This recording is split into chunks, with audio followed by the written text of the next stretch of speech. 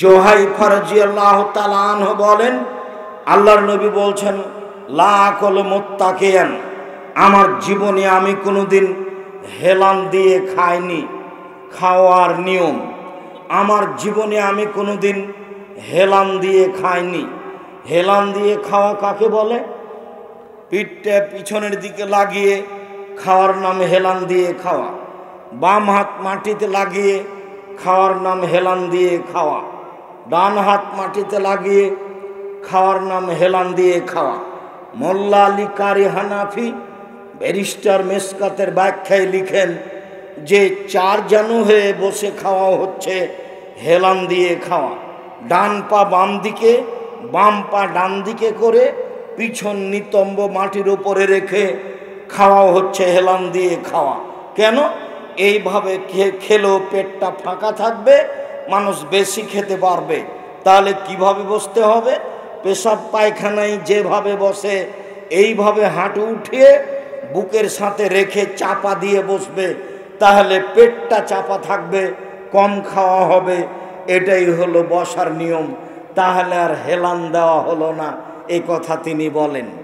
সম্মানিত দিনী ভাই বোন, আল্লাহর নবী হেলান দিয়ে খাননি এই কথা তিনি বলেন, আল্লাহর নবী নিজে বলেন। তবে হেলান দেওয়া কি জিনিস এ কথা তিনি বলেননি। বিদ্বানগণ বলেন পিছন দিকে হেলান দেওয়া মানে হেলান দিয়ে খাওয়া। বাম হাত রেখে মাটির সাথে রেখে কোনো কিছুর সাথে রেখে খাওয়ার নাম হেলান দিয়ে খাওয়া। ডান হাত কোনো কিছুর উপর রেখে খাওয়ার নাম হেলান দিয়ে খাওয়া। মোল্লা আলী কারি বলেন চার জানু হয়ে বসে ডান পা বাম দিকে, বাম পা ডান দিকে দিয়ে নিতম্ব মাটির উপরে রেখে বসে খাওয়ার নাম হেলান দিয়ে খাওয়া। এগুলো সবই হলো হেলান দিয়ে খাওয়া। তাহলে খাবো কিভাবে? যেভাবে পেশাব পায়খানায় বসা হয়, হাঁটু বুকের সাথে লাগিয়ে পেটটা চেপে খেতে বসতে হবে। তাহলে অল্পতে পেট ভর্তি হয়ে যাবে, খাওয়া কম হবে। জীবনে কিছু করতে হলে, বাঁচতে হলে, বেশি কিছু করতে হলে কম খাও, কম কথা বলো, কম ঘুমাও। কম খাও, কম কথা বলো, কম ঘুমাও। কম খাই যে কাজ করবে সে, কম কথা বলে যে কাজ করবে সে, কম ঘুমায় যে কাজ করবে সে। জীবনে কিছু করতে হলে কম ঘুমাতে হবে, কম খেতে হবে, কম কথা বলতে হবে, তাহলে তা সহজ হবে। সম্মানিত দিনী ভাই বোন, আমি আপনাকে কথা সংক্ষিপ্ত করে এই অংশে চলে এসে বলি। খাওয়ার শুরুতে বলেছিলেন বিসমিল্লাহ, তাহলে মাঝে মধ্যে কিছু বলবো নাকি? যারা তাবলিগ করে তারা বলে যখন খেতে থাকবে নিবে, প্রয়োজন আছে ততক্ষণ বলবে সুবহানাল্লাহ, আর যখনই বলবে আলহামদুলিল্লাহ তখন মানে হলো আর নিবে না। জি না, এটা নয়। আবু হুরায়রা রাদিয়াল্লাহু তাআলা আনহু বলেন, আল্লাহর নবী বলেছেন, ইন্নাল্লাহা লা ইয়ারজা আলাল আবদে ইয়াকুলুল আকলাতা ফায়াহমাদাহু আলাইহা, নিশ্চয় ওই পুরুষ নারী দাস দাসী খায়, খাওয়ার মাঝে মাঝে আলহামদুলিল্লাহ বলে, আল্লাহ তার উপরে সন্তুষ্ট হন। ওয়া ইয়াশরাবু শারবা ফায়াহমাদা আলাইহা, পানি পান করে মাঝে আলহামদুলিল্লাহ বলে, তার উপরে আল্লাহ সন্তুষ্ট হন। তাহলে পানি 3 শ্বাসে পান করতে হয় বা 2 শ্বাসে পান করতে হয়, একটানা পান করবেন না। দাঁড়িয়ে পান করা নিষেধ, দাঁড়িয়ে খাওয়া নিষেধ। তবে জমজমের পানি বসে খাবেন, দাঁড়িয়ে খাবেন। আল্লাহর নবী জমজমের পানি দাঁড়িয়ে খেয়েছেন। ইবনে আব্বাস বলেন, ফাতাইতু ইলান নবী সাল্লাল্লাহু আলাইহি সাল্লাম বিদালবিন ফাশারাবা মা জমজম ওয়া কায়েম, আল্লাহর নবীর কাছে বালতিতে করে জমজমের পানি নিয়ে আসলাম, তিনি পানি পান করলেন দাঁড়িয়ে। আল্লাহর নবী বলছেন, খায়রু মাইনাল ওয়াজিলার যে মাও জমজম, মাটির ওপরে যেটা সবচেয়ে দামি পানি সেটা হচ্ছে জমজমের পানি। আল্লাহর নবী বলেন, মাও জমজম লিমা শারাবালাহু, জমজমের পানি যে উদ্দেশ্যেই খাবে সেটাই পূর্ণ হবে।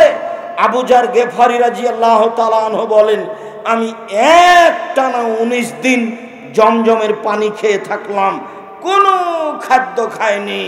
তাতে সাওকানাত বাতনি, আমার পেটটা মোটা হয়ে যায়, চামড়া জড়ো জড়ো হয়ে যায়। তমিন ও সাকম ও সেফা ও সাকমিন, আল্লাহর নবী বলছেন জমজমের পানি খাদ্যের খাদ্য, জমজমের পানি রোগের আরোগ্য। জমজমের পানি একটা খাদ্য, জমজমের পানি হচ্ছে ঔষধ। আল্লাহর নবী জমজমের পানি দাঁড়িয়ে পান করলেন। সাথে সাথে বললেন, আল্লাহর নবী নিষেধ করেছেন পাত্র উল্টিয়ে খেতে। ছোট যেগুলো পানির বোতল সেইগুলো উল্টিয়ে খেতে পারেন। যে বোতলের পানি একবারে খেতে পারবেন না, কয়েক শ্বাসে খেতে পারবেন না, এই বোতল খুলে এইভাবে উল্টিয়ে খাওয়া নিষেধ। পাত্র উল্টিয়ে খাওয়া নিষেধ, দাঁড়িয়ে খাওয়া পান করা নিষেধ। দাঁড়িয়ে খেলে পান করলে বমন করে দিতে হবে, এই কথা এসেছে। বমন না করলেও খাওয়া অপছন্দ, পান করা অপছন্দ দাঁড়িয়ে। সম্মানিত দিনী ভাই বোন, 3 শ্বাসে পানি পান করবেন। আবু আইয়ুব আনসারী রাদিয়াল্লাহু তাআলা আনহু বলেন, এই অংশ খুব গুরুত্ব সহকারে শুনবেন। যারা দোকানপাটে দাঁড়িয়ে আছেন, দাঁড়িয়ে থাকলেও কিছুক্ষণ এই দিকে লক্ষ্য করেন। যারা চলমান আছেন তারা একটু দাঁড়িয়ে কথাগুলি খেয়াল করেন। আবু আইয়ুব আনসারী বলেন, আল্লাহর নবী যখনই খাওয়া শেষ করতেন, যখনই পান করা শেষ করতেন, তখনই বলতেন আলহামদুলিল্লাহিল্লাযী আতআমা ওয়া সাকা ওয়া সাওয়াগাহু ওয়া জাআলা লাহু মাখরাজা। ওই আল্লাহর প্রশংসা যে আল্লাহ খাওয়ালো, পান করালো, সুন্দরভাবে পেট থেকে বের করে দিল, সে আল্লাহর প্রশংসা। উমামা বাহেলি রাদিয়াল্লাহু তাআলা আনহু বলেন, আল্লাহর নবী যখন খাওয়া শেষে দস্তরখান উঠাতেন তখন বলতেন আলহামদুলিল্লাহ হামদান কাসিরান তাইয়িবান মুবারাকান ফি গায়রা মাকফিন ওয়ালা মুআদ্দাইন ওয়ালা মুস্তাগনান আনহু রাব্বানা। ওই আল্লাহর প্রশংসা, আল্লাহর প্রশংসা খুব, আল্লাহর প্রশংসা বরকতময়, মঙ্গলময়। হে আল্লাহ, তোমার এই খাদ্য থেকে আমি নিজেকে মুখাপেক্ষীহীন মনে করতে পারি না। আল্লাহ, আমি তোমার এই খাদ্য থেকে নিজেকে সরাতে পারি না। আল্লাহ, তোমার এই খাদ্য আমি ত্যাগ করতে পারি না। খেতে বসে আল্লাহ রাসূল বলতেন আল্লাহুম্মা বারিক লানা ফিহি আতিমনা খায়রান মিনহু। আল্লাহ, যে খাদ্য এখন দিয়েছো তাতে বরকত দাও, এরপরে যেটা খাদ্য দিবা সেটা তার চেয়ে যেন ভালো হয়। সম্মানিত দিনী ভাই বোন, আনাস রাদিয়াল্লাহু তাআলা আনহু বলেন, আল্লাহর নবী বলেছেন মান কালা বাদাল আকলে, যে ব্যক্তি খাওয়া পান করার পরে বলবে এখন যেটা বলতে যাচ্ছি এটা একটা ব্যতিক্রম দোয়া। খাওয়ার শেষে এই দোয়া পড়লে যে অতীতের সব পাপ ক্ষমা হয়ে যায়, এটা একটা ব্যতিক্রম বিবরণ। আল্লাহ নবী বলছেন, কেউ যদি খাওয়ার শেষে বলে আলহামদুলিল্লাহিল্লাযী আতামানি হাজা তুআমা ওয়া রাযাকানিহি মিন গায়রি হাওলিন মিন্নি ওয়ালা কুওয়া, সে আল্লাহর প্রশংসা। যে আল্লাহ এই খাদ্য খাওয়ালো, যে আল্লাহ নড়াচড়া করা শক্তি নেই এর সত্ত্বেও আমাকে খাওয়ালো, পান করালো, সে আল্লাহর প্রশংসা। এটুকু পড়লে গফিরাল্লাহু মা তাকাদ্দামা মিন জামবিহি, আগেকার সব পাপ ক্ষমা। রাসূল সাল্লাল্লাহু আলাইহি সাল্লাম বলেন কুলু মিন জাওয়ানিবিহা ওয়ালা তাকুলু বিন ওয়াসতিহা ফাইনাল বারাকাতা তানজিলু ওয়াসতিহা। পাশ থেকে খাও, মধ্যে থেকে খেও না, কেননা মধ্যে বরকত নাজেল হয়। সম্মানিত দিনী ভাই বোন, ভুলেও কখনো আপনার স্ত্রী যেন ভাতের পাতিলের মাঝামাঝিতে চামচ না ডোবায়। ভুলেও কখনো আপনি গামলার মাঝামাঝিতে চামচ ডুবিয়ে ভাত উঠাবেন না। উঠালে বরকত কমবেই, কাউকে বলা লাগবে না, এমনিতেই বরকত কমে যাবে, কাউকে বলার অপেক্ষা রাখে না। রাসূল সাল্লাল্লাহু আলাইহি ওয়াসাল্লাম বলেন, জনৈক ব্যক্তি এসে বলছেন আল্লাহর নবী নাহনু নাকুলু ওয়ালা নাশবাউ, আমরা খাই কিন্তু আমরা তৃপ্তি পাই না, আমরা খাই কিন্তু আমরা তৃপ্তি পাই না। তখন আল্লাহ রাসূল বলছেন তাসতামিউনা আলা তুআমিকুম ওয়া তাতাফাররাকুন, তোমরা একসাথে খাও না ভিন্ন ভিন্ন অবস্থায় খাও। যে সম্মানিত দিনী ভাই বোন, আজকের বক্তব্যের মধ্যে এই অংশ সবচেয়ে জরুরি। আল্লাহর নবী বলছেন যে তোমরা ভিন্ন ভিন্ন খাও না একসাথে খাও? তখন সাহাবী বলছেন, না তাফাররাকু, আমরা ভিন্ন ভিন্ন খাই।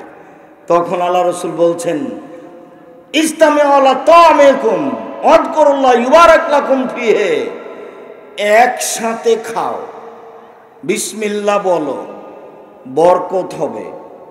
একসাথে খাওয়া মানে ছেলে মেয়ে বৌমা আহাল পরিবার সবাই একসাথে খেতে বসবেন।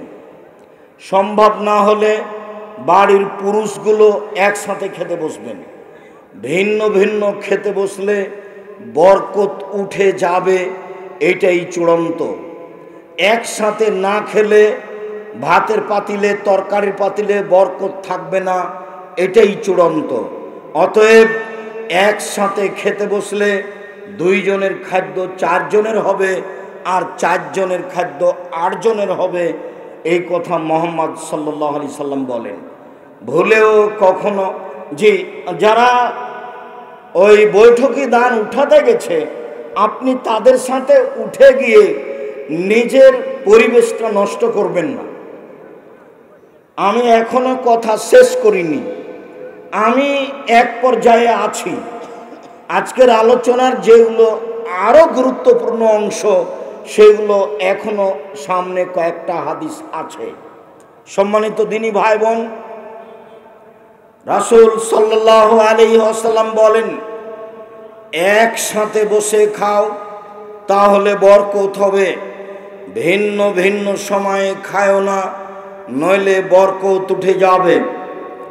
আবু হুরায়রা রাদিয়াল্লাহু তাআলা আনহু বলেন, মা বা রাসূলুল্লাহ সাল্লাল্লাহু আলাইহি ওয়াসাল্লাম তামান কাত্ত ইনিস্তাহু আকালাহু ওয়া ইন কারাহু তারাকাহু।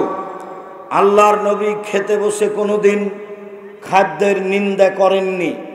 বলেননি তরকারিতে লবণ বেশি হয়েছে, বলেননি ভাত জ্বলে গেছে। খেতে বসে খাদ্যের নিন্দা করা হবে না। ভালো লাগলে খেতে হবে, নইলে ছেড়ে দিতে হবে। পরে স্ত্রীর সাথে পরামর্শ করতে হবে, খাওয়ার সময় নয়। আনাস রাদিয়াল্লাহু তাআলা আনহু বলেন, মা কালান নবী সাল্লাল্লাহু আলাইহি সাল্লাম আলা খেওয়ানিন ওয়ালা খুবজালাহু মুরাক্কাক ওয়ালা অকানা লাহু মুরাক্কাক। আল্লাহর নবী কখনো চেয়ার টেবিলে বসে খাননি। আল্লাহর নবীর জন্য কখনো অনেকগুলি বাটিতে সারিবদ্ধ করে তরকারি খাদ্য সাজানো হয়নি। আল্লাহর নবী কখনো চিকন আটার রুটি খাননি। কিলালে কাতাদা রাদিয়াল্লাহু তাআলা আনহুকে বলা হলো, আলা ইসাইনি একল, আল্লাহর নবী কিসের উপরে খেতেন? তিনি বললেন, আলা সফর, দস্তরখানে বসে খেতেন, জরুরি। যদি বিছানে বসে খান, দস্তরখান বিছাবেন। যদি মেঝেতে বসে খান, মাদুর বিছাবেন। আগে আপনার বাপ মা দাদা দাদি যেভাবে খেতেন সেভাবেই খেতে হবে, এটাই সুন্নাত। চেয়ার টেবিলে আল্লাহর নবী কোনোদিন বসে খাননি। চেয়ার টেবিলে খাওয়া আমরা হারাম না বললেও পছন্দ নয়, এ কথাই বলছি। সম্ভবপর চেয়ার টেবিলে বসে খাওয়া এড়িয়ে চলবেন। সম্ভবপর বসে খাওয়ার চেষ্টা করবেন।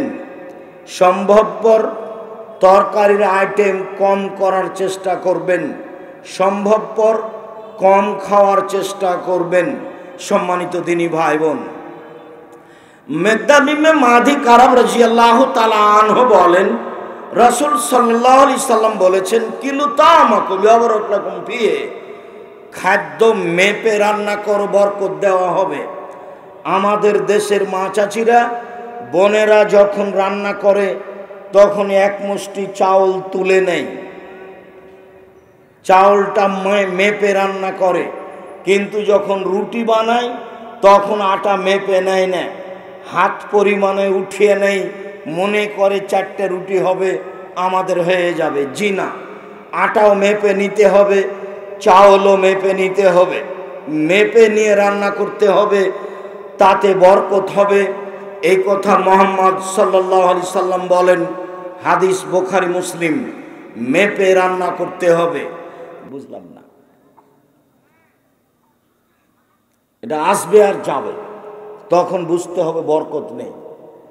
আসে স্বাভাবিকভাবে যায়, তখন বুঝতে হবে বরকত আছে। নিজে খেলাম, বাপ মাকে দিলাম, ফকিরকে দিলাম, প্রতিষ্ঠানে দিলাম, দেখি কিছু আছে, তখন বুঝতে হবে বরকত আছে। খুব সাবধান। আয় ব্যয় বোকামির পরিচয় দিয়ে করতে হবে না, আর স্ত্রীর সাথে পরামর্শ করেই করতে হবে। স্ত্রী বোকা মানুষ হলেও তাকে বুঝিয়ে নেওয়ার চেষ্টা করতে হবে, দুইজনের সমন্বয়ে সংসার চলবে। আয়েশা রাদিয়াল্লাহু তাআলা আনহা বলেন, কানান নবী সাল্লাল্লাহু আলাইহি সাল্লাম ইয়াকুলু ফি সিত্তাতিন মিন আসহাবিহি।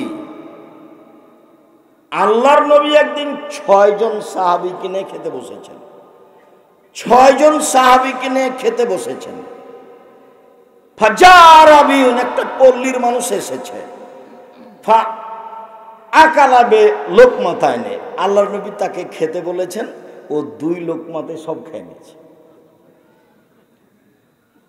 তখন আল্লাহর নবী বলছেন, আলা সাবধান, আলা সাবধান, মনে রেখো, ইন্নাহু লাউ সাম্মা কাফাকুম, ও যদি বিসমিল্লাহ বলে খেত তাহলে সবার জন্য হতো। ও যদি বিসমিল্লাহ বলে খেত তাহলে সবার জন্য হতো। বিসমিল্লাহ বলে না যারা, তারাই তো কাফের, তারা 7 পেটে খায়। যারা মোমেন তারা 1 পেটে খায়, 7 আঁতে খায়, 7 ভরিতে খায়। মোমেন 1 ভরিতে 1 আঁতে খায়। এ কথা মুহাম্মদ সাল্লাল্লাহু আলাইহি সাল্লাম বলেন। তিনি বলেন, ও যদি বিসমিল্লাহ বলতো, পল্লীর বেদুইন মানুষ, তাহলে সবাই মিলে খেতাম, তৃপ্তি পেয়ে যেতাম। ও বিসমিল্লাহ বলেনি, 2 লোকমাই শেষ করে দিয়েছে। বিসমিল্লাহ।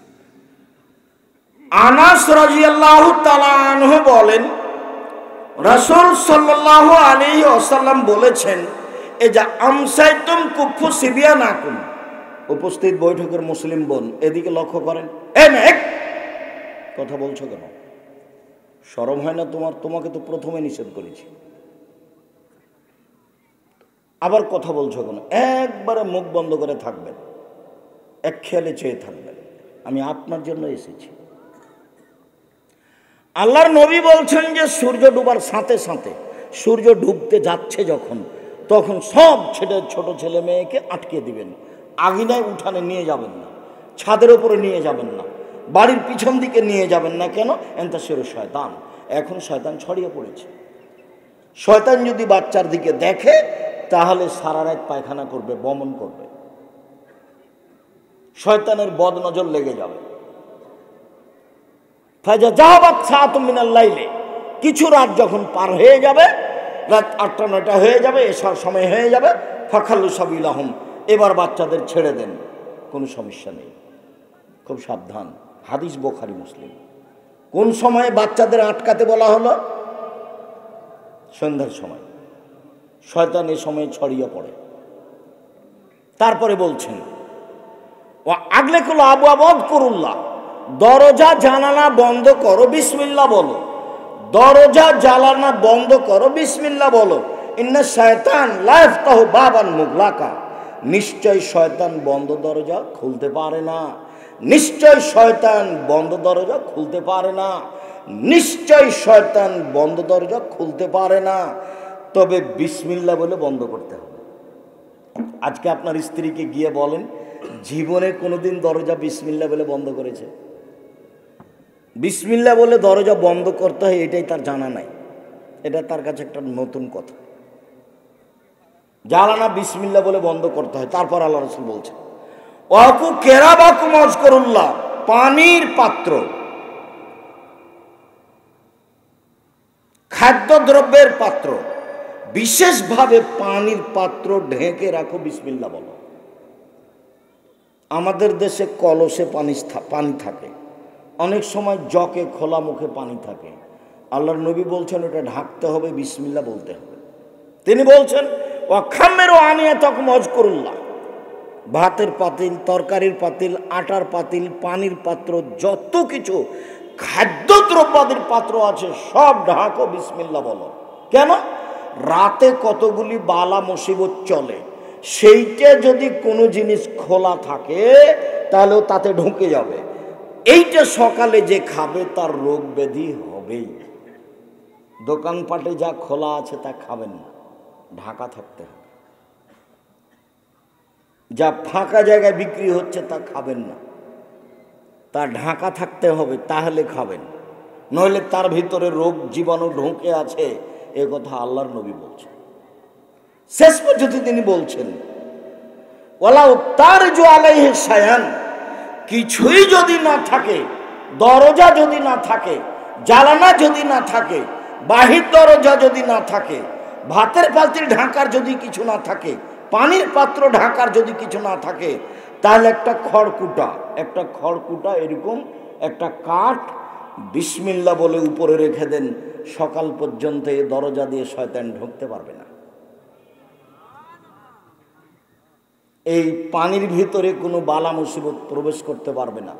যাদের কোনো ব্যবস্থা নাই তাদের জন্য শেষ বাক্য রাসূল সাল্লাল্লাহু আলাইহি সাল্লাম বলছিলাম বিসমিল্লাহ।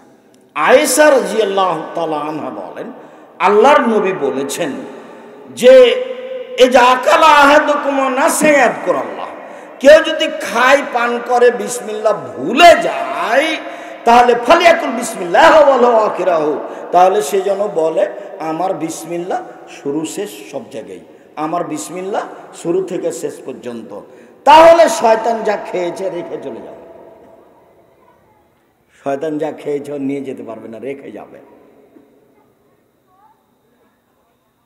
রাসূল সাল্লাল্লাহু আলাইহি সাল্লাম বলেন, কেউ যদি পেশাব পায়খানায় ঢুকে আর ও যদি বলে আল্লাহুম্মা ইন্নী আউযু বিকা মিনাল খুবুসি ওয়াল খাবাইস বিসমিল্লাহ না বলে, তাহলে শয়তান তার লজ্জাস্থান দেখতে পাবে, ক্ষতি করতে পারবে না।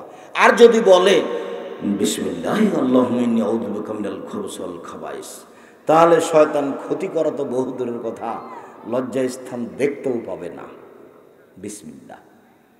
আবু হুরায়রা রাদিয়াল্লাহু তাআলা আনহু বলেন, রাসূল সাল্লাল্লাহু আলাইহি সাল্লাম বলেছেন, এজা আতা আহাদুকুম আহলাহু ফালিয়াকুল বিসমিল্লাহ আল্লাহুম্মা জান্নিবনা শায়তান ওয়া জান্নিবি শায়তান মা রাযাকতানা। কেউ যদি পারিবারিকভাবে যায় তাহলে যাওয়ার সময় বলবে, আল্লাহ আমি অপবিত্র জিন এবং অপবিত্র জিন্নি থেকে তোমার কাছে আশ্রয় চাচ্ছি।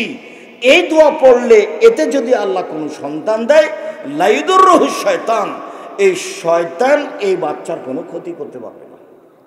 আর যদি দোয়া না থাকে, যদি পেটে বাচ্চা আসে, শয়তান তার ক্ষতি করবেই করবে। যে হাদিসটা বলতে চেয়েছিলাম সেটা ভুলে গেছিলাম, আবার গতিতে মনে পড়েছে, সেটুকু বলি। আবু সাঈদ খুদরি রাদিয়াল্লাহু তাআলা আনহু বলেন, কালা শয়তান, শয়তান বলে ও ইজ্জাতিকা ইয়া রাব্বি, হে আমার প্রতিপালক তোমার ইজ্জতের কসম করে বলছি। শয়তান বলছে আল্লাহকে, হে আমার প্রতিপালক তোমার ইজ্জতের কসম করে বলছি,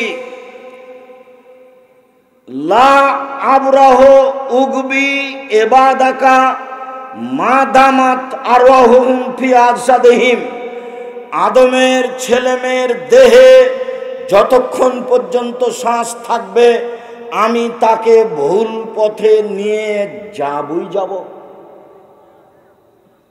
আদম সন্তানের দেহে যতক্ষণ পর্যন্ত শ্বাস থাকবে আমি তাকে পাপের পথে নিয়ে যাবই যাব, আমি তাকে ভ্রান্ত পথে নিয়ে যাবই যাব।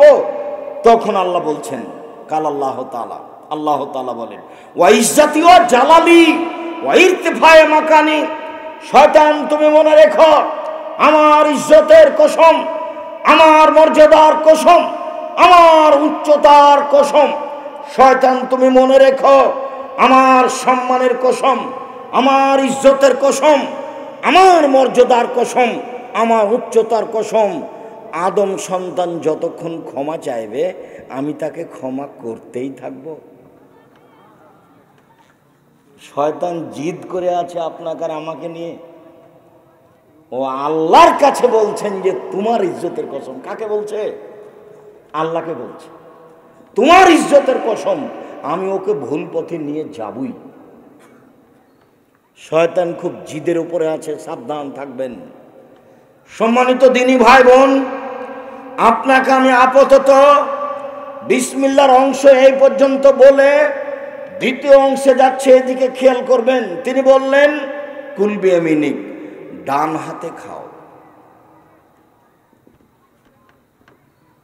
বাম হাতে শয়তান খায়। অবশ্যই অবশ্যই কখনো তোমরা বাম হাতে খাবা না, বাম হাতে পান করবা না। গিলাসটা বাম হাতে ধরে ডান হাত নিচে লাগিয়ে পানি পান করবেন না। এইটা মূলত বাম হাতেই হলো, ডান হাতেই গিলাস ধরতে হবে।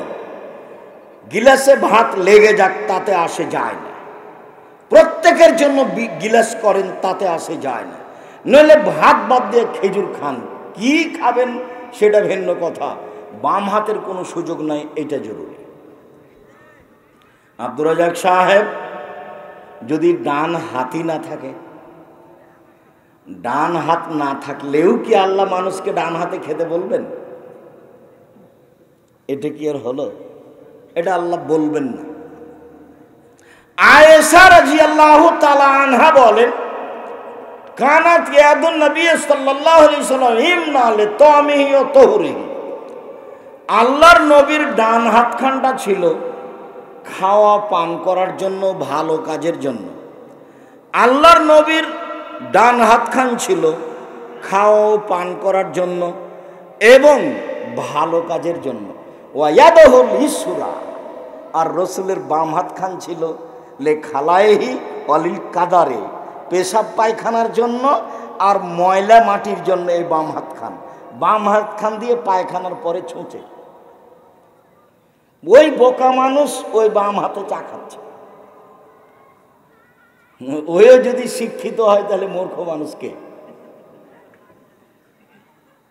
বাম হাতে গিলাস ধরে পানি পান করছে, এই যদি শিক্ষিত হয় তাহলে বোকা মানুষকে। আল্লাহ নবী বলছেন বাম হাত হচ্ছে এই জন্য। ওরা বলছে আর দাওয়াল্লাহ সদস্য হিসেবে আপনাদের কাছে একবার যদি গিয়েও থাকে আবার যাবে। যতদূর সম্ভব কেউ উঠেও যাবেন না, খালি হাতে ফিরিয়েও দিবেন না। আল ইয়াদুল উলিয়া খায়রুম মিন ইয়াদিস সুফলা, দেওয়া হাত ভালো নেওয়া হাতের চেয়ে, দেওয়া হাত ভালো নেওয়া হাতের চেয়ে। আর একটা কথা মনে রাখবেন, ইবাদতের জগতে সবচেয়ে শক্তিশালী বড় ইবাদত হলো দান। কোনো সময় মনটা সংকীর্ণতার দিকে নিয়ে যাবেন না। যদি বেশি না পারা যায় তাহলে অন্তত আমার নামটা তালিকায় থাক, 10টা টাকা দিলাম।